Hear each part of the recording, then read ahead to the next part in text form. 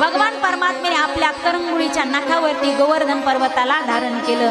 बोलिये गोवर्धन भगवान की जय, गिरिराज धरण की जय, गोपाल कृष्ण भगवान की जय। गोवर्धन धारण केला।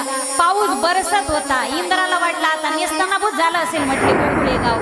नाही, त्या डोंगराच्या भोवती पर्वताच्या भोवती जे पाणी पडत होतं पावसाचं ते शेषाने अडवलं जात होतं। एका ठिकाणी त्याला वाट होती, ते प्राशन करण्याचं काम अगस्त्य ऋषी करत होते आणि 24 तास भगवंताचं सुदर्शन चक्र ओली जागा सुकवण्याचं काम करत होतं। ज्यावेळी पाहिलं त्याला स्वतःची चूक लक्षात आली, भगवंताला शरण आला। माता कामधेनूने भगवंताचा अभिषेक केला, भगवंताची माफी मागितली। सगळ्यांनी कृष्ण परमात्म्याचा जय जयकार केला। गोपाल कृष्ण भगवान की जय। गोवर्धन पूजा झाली। त्यानंतर आता शरद पौर्णिमेची रात्र जवळ येत होती। भगवान